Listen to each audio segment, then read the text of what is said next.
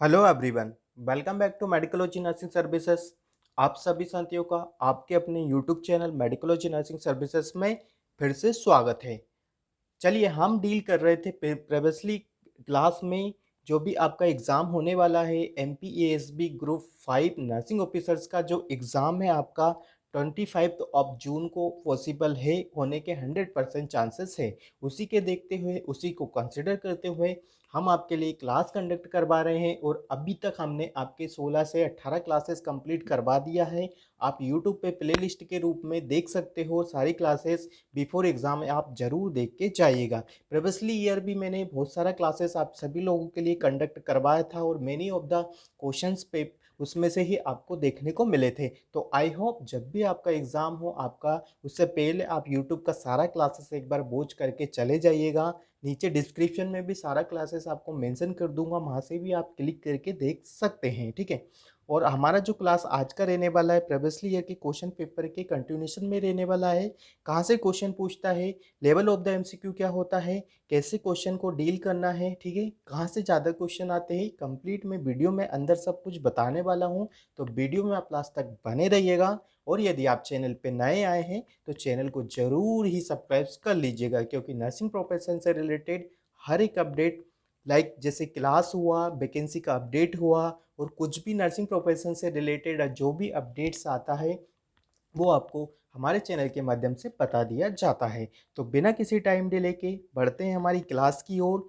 तो हमने previously class में आपको 14 क्वेश्चन के समथिंग डील करवा दिए थे। आज का जो क्लास है वो थोड़ा लंबा रहने वाला है, क्योंकि मेरे को पोर्शन पूरा कंप्लीट करना है। तो आप लोग भी ये मेंटलिटी बना के क्लास देखिएगा कि हमको अच्छे से रीड करना है या हमको अच्छे से पढ़ना है। ठीक है।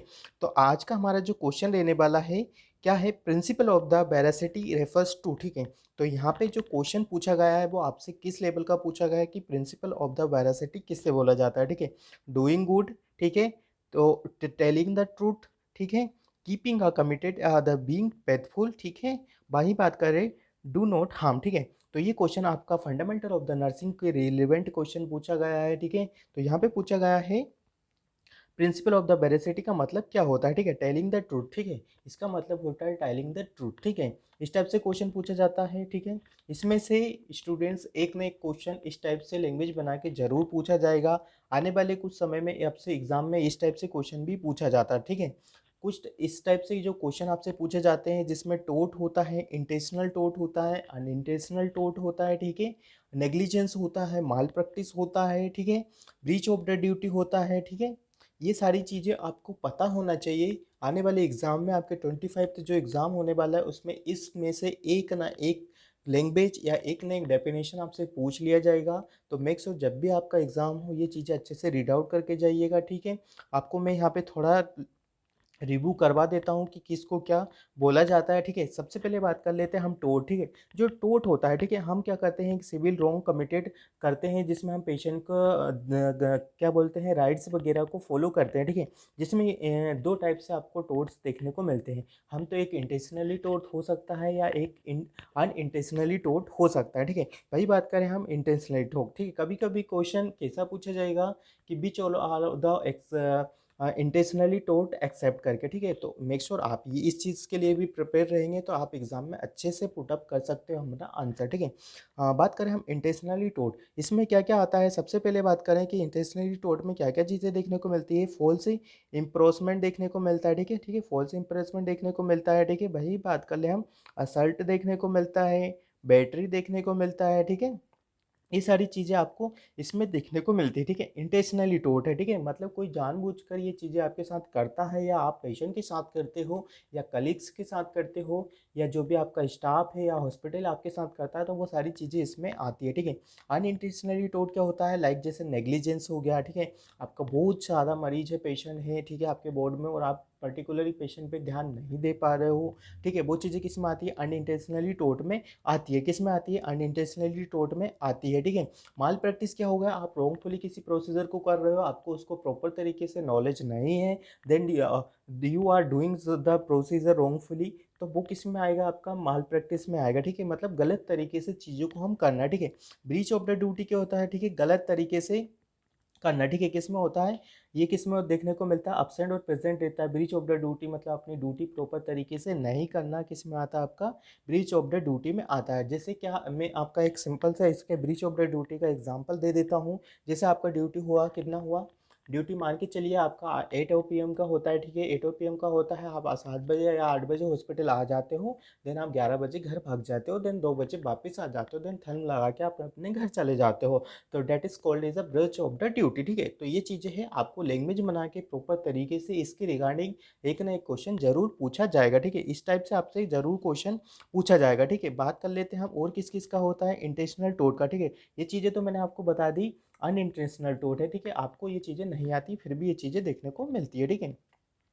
वही बात कर लेते हैं इंटेंशनल टोट का, ठीक है। इंटेंशनल जो टोट होता है, ठीक है, वो आप जानबूझकर कमिटेड होते हो किसी पर्सन को हार्म करने के लिए, ठीक है। असोल्ट होता है किसी को, मतलब लाइक जैसे डरा धमका कर काम करवाना, किस में आता है आपके इंटेंशनल टोट में आपको चीज़ें देखने को मिलती है, ठीक है। बैटरी होता है, जिसमें क्या होता है कि हम बिना किसी परमिशन के या बिना किसी कंसर्न के, ठीक है, क्या होता है, बिना किसी परमिशन के या बिना किसी कंसर्न के हम क्या करते हैं, पेशेंट को टच कर देते हैं। मैनी ऑफ द स्टाफ्स या मैनी ऑफ द चीज़ें हमको ऐसी देखने को मिलती है, तो वो किस में आता है, बैटरी में आपको ये सारी चीज़ें देखने को मिलती है, ठीक है। फॉल्स इम्प्रेसमेंट होता है, सजा देना हो, ठीक है। तो ये सारी चीज़ें हैं, इसमें से 101%, ठीक है, एक ना एक क्वेश्चन जरूर बनेगा। मेक श्योर जब भी आप एग्ज़ाम देने वाले हो ये चीज़ें आप अच्छे से रीड आउट करके जाइएगा, ठीक है। तो आई होप इसका जो क्वेश्चन का आंसर है वो आपको मिल गया होगा। इसका जो आंसर देखने को मिलेगा, वेरासिटी मतलब हमें सही कहना होता है, ठीक है, तो टेलिंग द ट्रूथ, ठीक है। चलिए मूव ऑन करते हैं नेक्स्ट नंबर के क्वेश्चन पे। नेक्स्ट नंबर का क्वेश्चन क्या रहने वाला है, ठीक है। क्वेश्चन यहाँ पे भले ही आपसे कम डील होंगे, बट उसके इर्द गिर्द चीज़ें एक ही क्वेश्चन में आपको 15 से 20 ऐसे एमसीक्यू बता दिए जाएंगे, जो कि आपको सीधे ही आपके एग्जाम पेपर में देखने को मिलेंगे, ठीक है। तो ये ना सोचिएगा कि हमें ओनली एक ही क्वेश्चन डील करवाया है अभी तक, बट उसके इर्द गिर्द जो चीज़ें सब कुछ बनेगा उसका पूरा निचोड़ आपके सामने रख दिया जाएगा, ठीक है। चलिए बात करते हैं नेक्स्ट नंबर के क्वेश्चन पे। The site of the administration of the BCG is, ठीक है। तो सबसे पहले ये जो क्वेश्चन है बहुत ही यूनिवर्सल टाइप का एक क्वेश्चन है, हमेशा ही एग्जाम में पूछा जाता है। तो ये क्वेश्चन है, इसका जो राइट आंसर आपको देखने को मिलेगा, यहाँ पे पूछा है कि हम बीसीजी जो वैक्सीन है, ठीक है स्टूडेंट्स, कौन सा बीसीजी वैक्सीन है, बीसीजी का फुल फॉर्म क्या होता है, बीसीजी कौन से रूट से दिया जाता है, क्या कॉम्प्लिकेशन होता है, ऑल थिंग्स मैं आपको अब इसके आंसर के बाद सब कुछ बताने वाला हूँ, ठीक है। तो इसका आंसर आपको देखने को मिलेगा, क्या राइट ग्लूटियल रीजन में देते हैं, या राइट डेल्टोइड रीजन में देते हैं, या लेफ्ट ग्लूटियल रीजन में देते हैं, ठीक है। तो यहाँ पे सबसे जो मेन इंपॉर्टेंट क्वेश्चन का आंसर हमारा बनता है वो कौन सा बनता है, लेफ्ट डेल्टोइड रीजन, ठीक है। अब इसके रिगार्डिंग इसका पूरा निचोड़ हम आपके सामने रख देते हैं कि इसका क्या निचोड़ रहने वाला है, ठीक है। बीसीसी के रिगार्डिंग जो मैं बताऊंगा उससे बाहर एक भी क्वेश्चन नहीं जा सकता, यदि जाए तो मेरे को बता देना, ठीक है। सबसे पहले बात कर लेते हैं हम बीसीजी। बीसीजी का फुल फॉर्म क्या होता है, BCG is a full form है बीसीजी बेसिलेट कैलमेटेड ग्यूरिन, ठीक है। क्या है इसका फुल फॉर्म भी याद रखना है, ठीक है। आपका यहाँ से एक क्वेश्चन बन जाएगा बीसीजी का फुल फॉर्म क्या होता है, ठीक है, इसके रिगार्डिंग एक क्वेश्चन बन जाएगा। अब बात कर लेते हैं हम बीसीजी को कौन से रूट से दिया जाता है, आईएम देते हैं, आईबी देते हैं, आईएम के और सबक्यूटेनियसली देते हैं, या इंटरडर्मली देते हैं। तो दूसरा क्वेश्चन आपका यहाँ से क्रिएट हो जाता है कि हम बीसीजी जो वैक्सीन होता है हमारा स्टूडेंट्स, हम उसको ओनली इंट्राडर्मली देते हैं, ठीक है। कितना देते हैं, इंट्राडर्मली देते हैं, ठीक है। कितना देते हैं, इंट्राडर्मली देते हैं, ठीक है। फिर वही बात कर लेते हैं कि बीसीजी वैक्सीन किस लिए देते हैं, ठीक है। तो बीसीजी वैक्सीन आप सभी लोगों को पता होता है कि हम ट्यूबरकुलोसिस से प्रिवेंट करने के लिए फ्रॉम द बर्थ से ही बच्चों को इसका वैक्सीन कर दिया जाता है, to prevent in future tuberculosis होने के लिए, ठीक है। तो ये एक आपका थर्ड वन क्वेश्चन बन गया कि हम बीसीजी का वैक्सीन किससे प्रोटेक्ट करने के लिए देते हैं। तो हम टीबी जो डिसीज़ होती है ट्यूबरकुलोसिस से प्रिवेंट करने के लिए हम बीसीजी का डोज यहाँ पे लगाया जाता है, ठीक है। अब बात कर लेते हैं हम कि जो टाइमिंग क्या होता है बीसीजी वैक्सीन का देने का, कि टाइमिंग क्या क्या होता है, ठीक है। तो भाई बात कर लीजिए यदि टाइमिंग का, ठीक है। तो जो बीसीजी का टाइमिंग होता है वो कब तक दे सकते हैं, ठीक है, कब दे सकते हैं, तो एट द बर्थ, ठीक है, एट द बर्थ दे सकते हैं। कब देते हैं, एट द बर्थ हमें देना ही होता है, but in case of the many of the advance, जो भी पेरेंट्स वगैरह आजकल ऐसे होते हैं कि जो मना कर देते हैं कि हमें हमारे बच्चे को अभी नीडल क्या प्रिक नहीं करना या इंसेट नहीं करवाना है, तो वो 1 साल के बाद तक भी दे सकते हैं, ठीक है। फ्रॉम द बर्थ से लेके तो 1 वीक तक भी हम दे सकते हैं, ठीक है। तो ये चीज़ें आपको पता होनी चाहिए, ठीक है।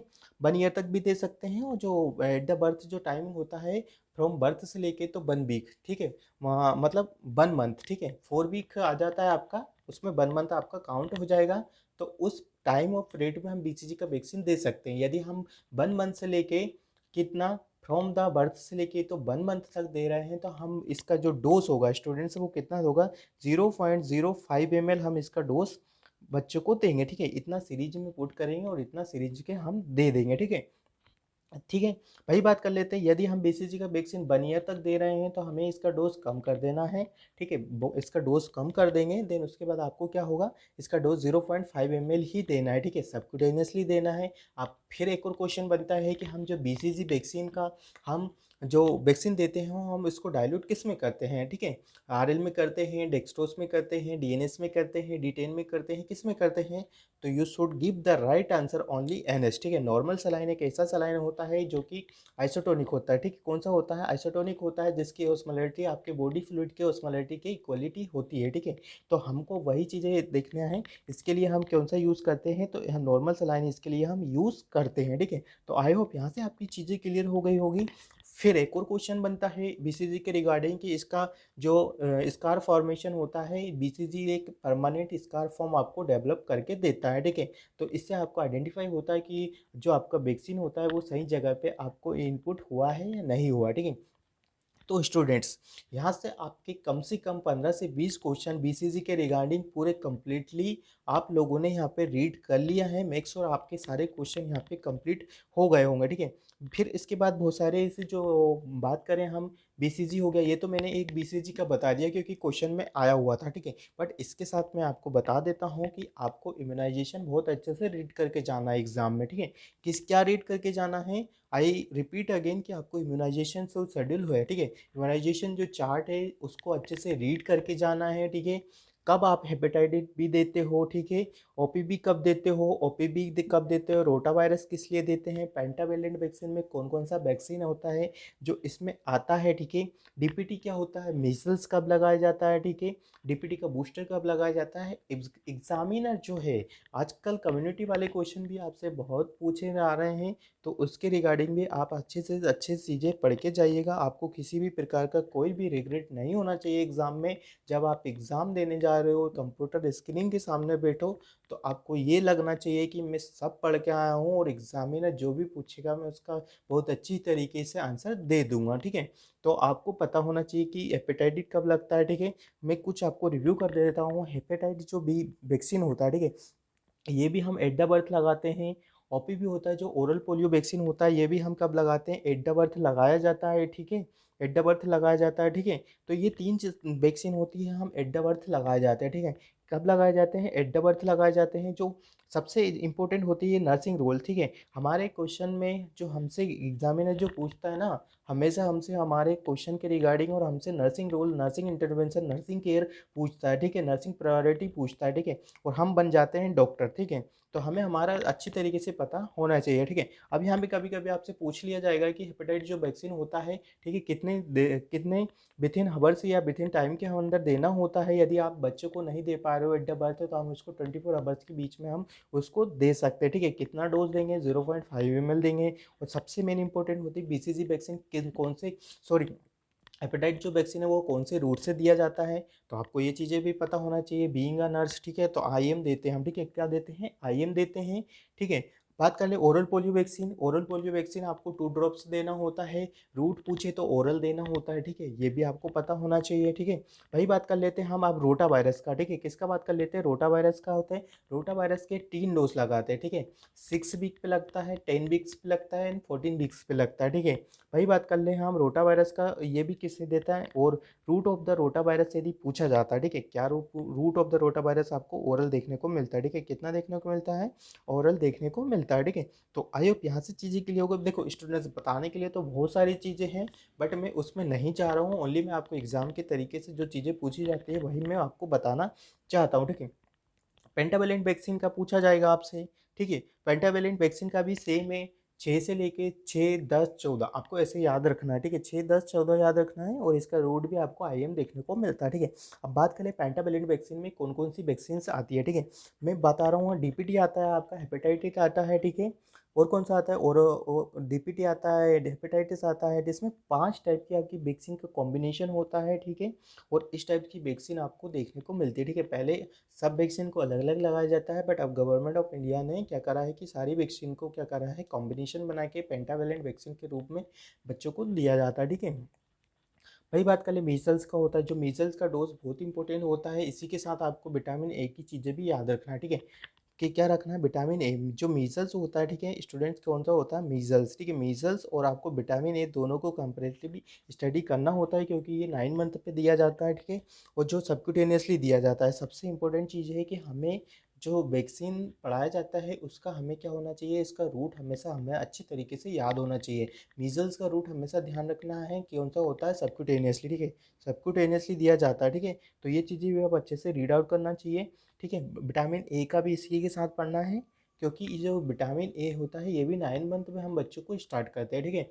तो ये वैक्सीन और जो जो भी है आपका इम्यूनाइजेशन शेड्यूल बहुत लंबा है, इसमें ज़्यादा टाइम वेस्ट नहीं करेंगे, ये बहुत ज़्यादा आपका समय ले लेगा। हम बढ़ते हैं नेक्स्ट नंबर के क्वेश्चन पे। बट मैं एक चीज़ आपको बता देता हूँ, जब भी आप एग्जाम के लिए जा रहे हो तो ये पोर्शन जरूर पढ़ के जाइएगा इम्यूनाइजेशन शेड्यूल का, ठीक है। चलिए मूव ऑन करते हैं नेक्स्ट नंबर के क्वेश्चन पे। The nurse documents which one of the following typical clinical manifestation of the patients with the pyelonephritis, ठीक है। वेरी इंपॉर्टेंट क्वेश्चन है, ठीक है। रीड करोगे तो वैसे ही समझ में आ जाएगा। अगेन एक बार रीड करते हैं। The nurse documents which one of the following typical clinical manifestation of the patients with the pyelonephritis, ठीक है। तो पाइलोनेफ्राइटिस में टिपिकल क्लिनिकल मैनिफेस्टेशन क्या देखने को मिलता है, ठीक है। तो आप सभी लोगों को ये चीज़ें पता होना चाहिए कि पाइलोनेफ्राइटिस किसकी डिसीज़ कंडीशन है और किससे रिलेट करती है, ठीक है। ये किडनी की डिसीज़ कंडीशन है और आपको किडनी से रिलेट करती है। पाइलोनेफ्राइटिस होता है जिसमें हम नेफ्राइटिस होता है, आपको अच्छे से पता होना चाहिए कि आइटिस का मतलब क्या हो जाता है, इन्फ्लामेशन हो जाता है। और किसका हो रहा है स्टूडेंट्स, तो नेफ्रॉन का, मतलब नेफ्रॉन की में अंदर पाइलो इन्फेक्शन हो रहा है जिससे उसकी इन्फ्लामेशन हो गई है, ठीक है। तो आपका क्या यहाँ पे राइट आंसर देखने को मिलेगा, क्या ओलियूरिया एंड द फीवर होगा, ठीक है। तो ये चीज़ें क्या देखने को मिलेगा, ठीक है। हमें क्वेश्चन ऐसे जो ऑप्शंस आते हैं, ठीक है, ऑप्शन ऐसे आते हैं कि हमको लगता है चारों ऑप्शन सही है, ठीक है। बट जो करेक्ट ऑप्शन है, जो सटीक ऑप्शन आपका बैठता है वो चूज़ करना है, ठीक है। सही यहाँ पे ये भी चीज़ें है, ठीक है।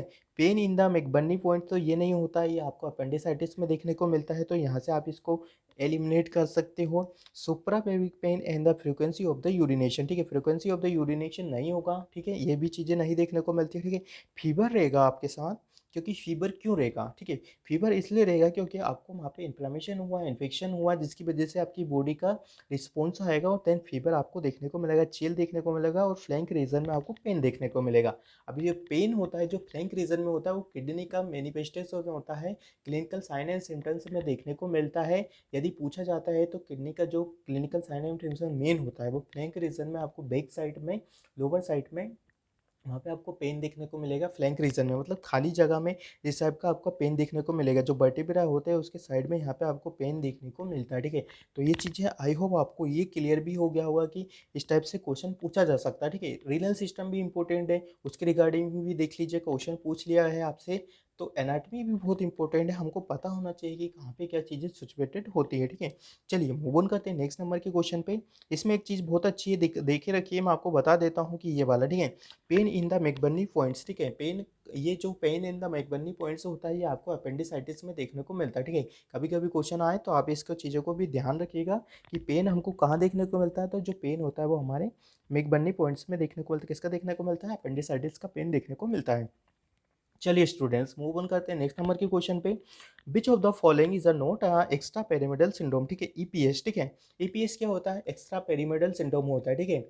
ये एंटी साइकोटिक ड्रग्स के साइड इफेक्ट होते हैं जिसमें हम एक्स्ट्रा पेरिमिडल सिंड्रोम देखने को मिलता है, ठीक है। एंटी डिप्रेशन, एंटी साइकोटिक, ये जितने भी ड्रग्स होती है फर्स्ट जनरेशन, सेकंड जनरेशन, ठीक है, उनका साइड इफेक्ट्स होता है और पेशेंट को क्या फिर एक्स्ट्रा पेरिमिडल सिंड्रोम देखने को मिलते हैं, ठीक है। तो ये चीज़ें मैं आपको क्लियर कर देता हूँ कि इसका फुल फॉर्म क्या होता है और ये किस चीज़ में देखने को मिलता है, ठीक है। तो यहाँ पे क्वेश्चन आप रीड करिए, ठीक है। किसको देखिए स्टूडेंट्स, क्वेश्चन किसके रिगार्डिंग है, मेंटल हेल्थ नर्सिंग के रिगार्डिंग क्वेश्चन है, ठीक है। किसके रिगार्डिंग पूछा है आपको, ड्रग्स के रिगार्डिंग पूछा है। और ड्रग्स में भी क्या चीज़ें पूछी होती है, एंटी साइकोटिक, एंटी कंसल्टेंट, ठीक है, और एंटी जो भी ड्रग्स है उसमें जो साइड इफ़ेक्ट्स आपको देखने को मिलते हैं वो क्या देखने को मिलता है, ठीक है। तो एक टाइप का जो हम एंटीसाइकोटिक वगैरह जो ड्रग्स वगैरह देते हैं उसमें क्या होता है कि पेशेंट को हमें एक्स्ट्रा पेरिमिडल सिंड्रोम्स देखने को मिलते हैं, ठीक है। तो यहाँ पे हो जाए पूछा गया है which one of the following is a note, ठीक है। चार तो ऐसे सिम्टम्स होंगे जो कि एक्स्ट्रा पेरिमिडल सिंड्रोम से रिलेटिंग हो गए, ठीक है। वही बात कर ले एक ऐसा जहाँ पे दिया गया है वो इसके कोरिलेट नहीं होगा, ठीक है। तो सबसे पहले बात कर लेते हैं कि क्या होता है, ट्राइडिप डिस्काइनेशिया होता है, ठीक है। ट्राइडिप डिस्काइनेशिया होता है तो ये भी इसके रिगार्डिंग ही पूछा जाता है, ठीक है। एकाथेसिया होता है, ठीक है। ये भी akathisia is a most important EPS symptoms, ठीक है। यदि इससे पूछा जाता मोस्ट कॉमन सिम्टम्स कौन सा देखने को मिलता है ईपीएस का, तो आपको ये बता देना, ठीक है। कौन सा बता देना, एकाथेसिया होता है। बोकेटाइक होता है, पर्सन इस टाइप का बन जाता है इसमें कि इसको सिटिंग पोजीशन नहीं होता है, चलता रहेगा, बोकी टोकी होता है, इसको हम बोकी टोकी भी बोलते हैं, ठीक है। एकादशी होता है, इसके रिगार्डिंग अभी रिसेंटली में भी एम्स में क्वेश्चन पूछा गया था, ठीक है। तो ये यूनिवर्सल टाइप के इस टाइप से जो क्वेश्चन है वो आपके किसी भी एग्जाम में देखने को मिलते हैं, तो आप ये वाले अच्छे से रीड करके जाना, ठीक है। अक्यूट डिस्टोनिया होता है, loss of the muscle tones वगैरह इसमें देखने को मिलती है। ट्राइडिप डिस्काइनेशिया होता है, पर्सन एक ही टाइप में पोजीशन वगैरह में इसे एक्सटेंडेड वगैरह रहता है, ठीक है। तो आई होप आपको यहाँ से चीज़ें क्लियर हो गई होंगी। ये जो एक्स्ट्रा पेरिमेटल सिंड्रोम्स हैं मैं आपको फिर से बता देता हूँ, आपके ड्रग्स के रिगार्डिंग पूछा गया है, ठीक है। तो आप एग्ज़ाम के लिए प्रिपेयर हो रहे हैं तो आप एक बार अच्छे से मेंटल हेल्थ नर्सिंग की ड्रग्स ज़रूर रीड आउट करके जाइएगा, ठीक है। कौन सी ड्रग्स किसके अंदर आती है, फर्स्ट जनरेशन क्या होती है, सेकंड जनरेशन क्या होती है, एंटीसाइकोटिक क्या होता है, ऑल आर, तो आप अच्छे से रीड करके जाइएगा, ठीक है। क्वेश्चन का लेवल हाई नहीं होता है, बट क्या है हम बहुत सारी चीज़ें क्वेश्चन के हिसाब से नहीं पढ़ के जाते, हम बहुत सारी चीज़ें ऐसी होती है कि जो जिसे बोला जाता है ना कि बहुत सारी चीज़ें हम कचरा टाइप का पढ़ लेते हैं। आपको एग्जाम में कौन सा पढ़ना होता है, जो कि वैल्यूएबल कंटेंट होता है वही पढ़ना होता है, ठीक है। चलिए, आई होप आपसे जो क्वेश्चन मैंने डील करवाए यहाँ से आपकी बहुत सारी ऐसी चीज़ें हैं जो आपकी क्लियर हो रही होंगी, ठीक है। वीडियो को लिंक ज़्यादा से ज़्यादा बच्चों को शेयर करते रहिएगा, क्योंकि इस टाइप से जो क्वेश्चन मैं आपको बता रहा हूँ, जो चीज़ें मैं आपको बता रहा हूँ, ये मेरे प्रैक्टिकल बेसिस की चीज़ें जो मैंने खुद एक्सपीरियंस की है, ठीक है। किस टाइप से आपको एग्ज़ाम क्वालिफाई करना होता है और कैसे करना होता है, वो जो मैंने अपनाया है वही चीज़ें मैं आप सभी लोगों के साथ शेयर कर रहा हूँ और उसी के बेसिस पे मैं आपको बताता हूँ, ठीक है। तो आई होप ये चीज़ें आप इस मेहनत को ज़रूर समझें और वीडियो को लिंक ज़्यादा से ज़्यादा बच्चों को आप शेयर करिए, ठीक है। चलिए नेक्स्ट नंबर का क्वेश्चन है। क्वेश्चन क्या है, what should be the level of the total cholesterol to reduce the risk of the heart disease, ठीक है। बहुत ही इंपॉर्टेंट क्वेश्चन है, ठीक है। What should be the level of, ठीक है। क्वेश्चन आप हमेशा दो बार पढ़ो, ठीक है। एक बार में नहीं समझ में आता है, टू टाइम्स रीड करो और चारों ऑप्शन को रीड करो, ठीक है। वही चीज़ें मैं आपको बार बार चीज़ें करके बता रहा हूँ, ठीक है। What should be the level of the total cholesterol to reduce the risk of the heart disease, ठीक है। तो यहाँ पे पूछा गया है कि जो एक नॉर्मल लेवल हो क्या होता है कोलेस्ट्रॉल का, ठीक है। तो normal level of the cholesterol क्या होता है वो यहाँ पे पूछा गया है, ठीक है। सिंपल सी बहुत सिंपल क्वेश्चन पूछा गया है, आई थिंक ये सभी को आता भी होगा, ठीक है। यदि आपको पता हो तो आप अच्छे से दे करेंगे, ठीक है। 200 मिलीग्राम पर डेसीलीटर यहाँ पे देखने को मिलता है, ठीक है। नॉर्मल कोलेस्ट्रॉल लेवल का ये रेंज रहता है, ठीक है। कितना रहता है, यदि जो नॉर्मल कोलेस्ट्रॉल लेवल ठीक है कितना है 200, ठीक है। कितना है स्टूडेंट्स 200, ठीक है। 200 है तो आप कह सकते हो कि किसी भी प्रकार का कोई भी कोरोनरी आर्टरी डिसीज़ नहीं होगा या हमारे हार्ट को किसी भी प्रकार का कोई हार्म नहीं होगा। बट वही बात कर ले, यदि आपका 200 से अबव हो जाएगा तो आपको चीज़ें या आपको कोरोनरी आर्टरी डिसीज़ होने के रिस्क फैक्टर ज़्यादा बढ़ जाएंगे, ठीक है। ये भी चीज़ें कभी कभी एग्जाम में पूछ ली जाती है कि बेन द इंक्रीजिंग, ठीक है। तो यदि आपका कोलेस्ट्रॉल लेवल इससे कम है तो आपको हेल्थी हार्ट के लिए बहुत ही इंपॉर्टेंट होने वाला है, ठीक है। कोलेस्ट्रॉल के रिगार्डिंग बहुत सारी चीज़ें ऐसी पूछी जाती है, देखें इसमें जो क्वेश्चन हमेशा हमेशा बनता है मैं बता देता हूँ। एक हाई डेंसिटी लिपोप्रोटीन होता है, एक लो डेंसिटी लिपोप्रोटीन होता है, ठीक है। जो गुड कोलेस्ट्रॉल होता है, अब आप मेरे इसको सभी लोग बताइए कि इसमें गुड गुड कोलेस्ट्रॉल लेवल किसे बोला जाता है और एक बैड कोलेस्ट्रॉल, ठीक है। जो हाई डेंसिटी लिपोप्रोटीन होता है उसको हम गुड कोलेस्ट्रॉल बोलते हैं, ठीक है। क्या बोला जाता है, गुड कोलेस्ट्रॉल बोलता है, ठीक है। ये क्या करता है, अब इसका एक ही काम होता है, ठीक है। इसको ये चीज़ है, इसका एक काम है, इसका ड्यूटी है कि ये क्या करता है हमारे ब्लड से, ठीक है। क्या करता है हमारे ब्लड से वगैरह से जो भी हमारा क्या होता है कोलेस्ट्रॉल वगैरह होता है उसको ट्रांसफ़र कर देता है, जिससे क्या होता है कि आपके ब्लड में कोलेस्ट्रॉल का लेवल जो आपको ज़्यादा देखने को नहीं मिलता है, ठीक है। कितना नहीं मिलता है, और इसका नॉर्मल रेंज में आप सभी लोगों को बता देता हूँ कि जो इसका नॉर्मल रेंज देखने को मिलता है 40 से लेके तो 70, ठीक है। किसी किसी बुक में आपको 30 से लेके 60 भी दिया रहता था, तो इस बात पे आप ज़रा भी कंफ्यूज मत होइएगा, ठीक है। क्योंकि एग्जामिनर जो पूछता है हमेशा एक एवरेज लेंथ पूछता है, उसी के रिगार्डिंग आपको क्वेश्चन में आंसर को देना होता है, ठीक है। मनी ऑफ द स्टूडेंट्स क्या करते हैं, एक ऐसी जो क्वांटिटी होती है, ऐसी जो नंबरिंग वाली होती है, उसको हमेशा रट के चले जाते हैं, ठीक है। ये गलती मत करिएगा, क्योंकि हमेशा ही आपसे ज़रूरी नहीं है जिस बुक से आपने पढ़ा हो उसी बुक से एग्जामिनर आपसे पूछ लेगा, ठीक है। हमेशा ही वैल्यू चेंजेबल होती है, कभी भी रटोगे तो हमेशा ही गिर जाओगे। ये चीज़ें मेरी हमेशा ध्यान रखना, कभी भी इसी वैल्यू को कभी भी एग्जैक्टली तरीके से मत रीड करके जाना। एक दो ऊपर नीचे होता है, प्लस माइनस होता है, ये चीज़ें आप अच्छे से रीड कर लीजिएगा। तो जो इसका वैल्यू होता है ये देखने को मिलता है। एलडीएच होता है, ठीक है, कितना होता है, तो ये 150 होता है, ठीक है। ये कितना होता है, 150 होता है। इससे कम रहेगा तो आपके लिए गुड है, ठीक है। ये क्या करता है, ये आपके लीवर वगैरह से, टिश्यूज वगैरह से ब्लड में ज़्यादा इंक्रीज कर देता है, ठीक है। तो इससे ये चीज़ें बढ़ जाती है, तो आपका क्या होता है, लो डेंसिटी प्रोटीन आपके ब्लड में ज़्यादा देखने को मिलता है। बेन भी जब आप ब्लड सैंपलिंग वगैरह करवाओगे तो आपको ये चीज़ें आपके ब्लड में ज़्यादा देखने को मिलेगी, ठीक है। थोड़ी सी इंपॉर्टेंट चीज़ें ये है, बस थोड़ा सा कॉन्सेप्ट लगाना है, ठीक है। बस थोड़ा सा कॉन्सेप्ट लगाना है और आपकी चीज़ें यूँ क्लियर हो जाएगी, ठीक है। तो आई होप आपको यहाँ से चीज़ें क्लियर हो गई होगी, ठीक है। यहाँ पे देके भी रखा है, यदि आप एग्जाम के देखो तो ये आपका एलडीएल का हो गया, ठीक है। ये आपका उसका हो गया, ठीक है। किसका हो गया, एचडीएल का, ठीक है। यहाँ ऑप्शन में ही हमको हमारे आंसर्स मिल जाते हैं, बस हमको क्या है कि फोकस्ड होना है, ठीक है। मानते हैं कि आपके एग्ज़ाम में क्या होता है कि हमें बहुत ज़्यादा प्रेशर होता है, ठीक है। तो जब भी आप एग्ज़ाम देने वाले होते हैं ना, तो ऐसा करिएगा, ठीक है। क्या करिएगा, ज़रूरी नहीं कि आप नंबर 1 क्वेश्चन से ही सारे क्वेश्चन अटेंड करना स्टार्ट करो, ठीक है। खुद का मैं बताता हूँ, आप चाहे तो आप किससे कर लो, 50, 60, ठीक है, 40, जो भी आपका लकी नंबर है वहाँ से स्टार्ट कर दीजिए। और एक बार क्वेश्चन का साइकिल ज़रूर कंप्लीट करिए, ठीक है। एक बार हमें क्या करना है, हमें क्वेश्चन का साइकिल एक बार ज़रूर पढ़ना है, ठीक है। हो सकता है आपके पास टाइम ना बचा हो, लास्ट लास्ट में आपको पता चले कि इस टाइप से क्वेश्चन आए हैं, ठीक है, बहुत सरल सरल टाइप के क्वेश्चन आए और आप बहुत छोड़े आए हो, और आपके फ्रेंड बाहर आके आपको बता रहे हो कि इस टाइप से क्वेश्चन भी आए थे क्या। तो आपके लिए बहुत रिग्रेटफुल रहने वाला है, ठीक है। तो एक बार भले आपको क्वेश्चन नहीं आ रहा है, बट फिर भी आपको पूरा एग्जाम, पूरा क्वेश्चन पेपर अच्छे से रीड करना है, ठीक है। चलिए नेक्स्ट नंबर पे क्वेश्चन पे बात करते हैं। तो आई होप आपकी चीज़ें यहाँ से क्लियर हो गई होगी। मैंने क्वेश्चन बहुत कम करवाए हैं, बट ऐसे क्वेश्चन करवा दिए हैं कि आई थिंक आपके 50 से 60 क्वेश्चन अभी तक कंप्लीट हो गए होंगे, यदि आपने अच्छे से सुना होगा, ठीक है। चलिए नेक्स्ट नंबर पे क्वेश्चन पे बात कर लेते हैं। Premature separation of the normal situated placenta is called S, ठीक है। बहुत ही इंपॉर्टेंट क्वेश्चन, ठीक है। यहाँ पे जितने भी अभी तक मैंने क्वेश्चन की रीड करवाए हैं, किसी भी सब्जेक्ट के कॉमन क्वेश्चन नहीं आए हैं, ठीक है। सारे सब्जेक्ट के डिफरेंट डिफरेंट क्वेश्चन आपको देखने को मिल रहे हैं, ठीक है। तो ये वाला जो क्वेश्चन आपको देखने को मिलेगा, आप सभी लोग समझ गए होंगे कि ओबीजी से बिलोंग करता है, और आई थिंक ओबीजी सबका स्ट्रॉन्ग होगा, ठीक है। Premature separation of the normal situated placenta is called S, ठीक है। तो इसको क्या बोला जाता है, तो बहुत ही इंपॉर्टेंट क्वेश्चन है और बहुत ही सरल टाइप का क्वेश्चन पूछा गया है, ठीक है। तो प्रीमेच्योर सेपरेशन हो जाता है, मतलब पहले ही सेपरेट हो जाता है हमारा प्लासेंटा, तो अब इसको क्या बोला जाता है, अप्रेशियो प्लासेंटा बोला जाता है, ठीक है। क्या बोला जाता है, अप्रेशियो प्लासेंटा बोला जाता है। क्या बोला जाता है स्टूडेंट, तो इसको बोलते हैं अप्रेशियो प्लासेंटा बोला जाता है, ठीक है। क्या होता है कि आपकी इंटरमीडियम डेसिडुआ वगैरह लेयर में ये अच्छी तरीके से क्या होता है कि इन्बेडिंग नहीं होता है, जिसकी वजह से क्या होता है कि प्रीमेच्योरी सेपरेशन हो जाता है, ठीक है। क्या हो जाता है, प्रीमेच्योरी सेपरेशन हो जाता है, ठीक है। बेटल डोर प्लाज़ेंटा क्या होता है, ठीक है। बेटल डोर प्लाज़ेंटा आप सभी लोगों को पता होना चाहिए, जिसमें क्या होता है, एक्स्ट्रा लोब वगैरह आपको देखने को मिलती है, ठीक है। जैसे आपने बेटल डोर, ठीक है, जैसा देखा होगा, ठीक है, उसमें आपको चीज़ें देखने को मिलती है। प्लासेंटा प्रीविया क्या होता है, तो प्लासेंटा प्रीविया आप सभी लोगों को पता है, लो लाइनिंग प्लासेंटा बोला जाता है, ठीक है। फिलामेंटस प्लासेंटा भी, जिसमें आपको प्लेसेंटल अबनॉर्मलिटीज़ देखने को मिलती है, ठीक है। तो ये अलग अलग टाइप से क्वेश्चन है, ये भी आपको पता होना चाहिए कि किस टाइप से क्वेश्चन पूछा जाता है। ज़रूरी नहीं है कि इस बार ये वाला क्वेश्चन पूछे तो रिपीट सेम यही पूछेगा, ठीक है। ये गलती मत करना।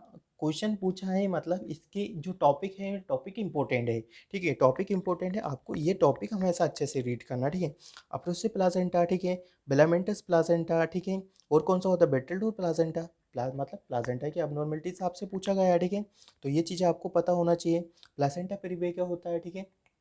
प्लासेंटा प्रीविया आप सभी लोगों को पता है, अलग अलग टाइप से देखने को मिलता है, 3 to 4 टाइप से इसके प्लासेंटा प्रीविया होता है, ठीक है। ठीक है, तो आई होप आप चीज़ें समझ गए होंगे कि किस टाइप से आपको देखने को मिलती है, ठीक है। प्लेसेंटा प्रीविया इंपॉर्टेंट है, ठीक है। एक्टोपिक प्रेगनेंसी इंपॉर्टेंट है, बता देता हूँ मैं क्या क्या चीज़ें इंपॉर्टेंट है। हेरिडिटी फॉर्म इंपॉर्टेंट है, ठीक है। जितना भी लेबर के बाद चीज़ें होती है, ठीक है। Being a nursing students, being a sorry nursing officers, आप सभी लोगों को आफ्टर सिलेक्शन के बाद आपको एग्ज़ाम फाइट करके आपको वार्ड में ड्यूटी करना है। तो जो एग्जामिनर होता है वो उसी को देखते हुए आपसे वही नर्सिंग रिस्पॉन्सिबिलिटी के क्वेश्चन पूछा जाता है, ठीक है। तो आई होप आपको चीज़ें समझ में आ गई होगी। चलिए मूव ऑन करते हैं नेक्स्ट नंबर के क्वेश्चन पे कि नेक्स्ट नंबर का क्वेश्चन आपको क्या देखने को मिलेगा, ठीक है। नेक्स्ट नंबर का जो क्वेश्चन है, ठीक है, क्या होता है, मैं आप सभी लोगों को बता देता हूँ। नेक्स्ट नंबर के क्वेश्चन 21, ठीक है। Any deviation behaviour that exceed that the tolerance limit of the community is referred as, ठीक है। तो क्या है क्वेश्चन, एक बार रीड करोगे अगेन फिर से आपको सारी चीज़ें समझ में आ जाएगी। एनी डेविएंट बिहेवियर, ठीक है, any deviant behaviour that exceed to tolerate limit of the community is referred to, ठीक है। तो इसको सोशल प्रॉब्लम बोला जाता है, ठीक है। आंसर मैं आपको बता देता हूँ कि इसको क्या बोला जाता है। इसको सोशल प्रॉब्लम बोला जाता है, ठीक है। इसको सोशल इंटॉलरेंस नहीं बोला जाता है, ठीक है। सोशल स्ट्रेटिफिकेशन भी नहीं बोला जाता है, ठीक है। तो आई होप इस टाइप से क्वेश्चन भी आपको से देखने को मिल जाएंगे। सोशोलॉजी, ठीक है, साइकोलॉजी, सोशोलॉजी के टाइप से इस टाइप से क्वेश्चन आते हैं, ये भी आपको पढ़ के जाना है।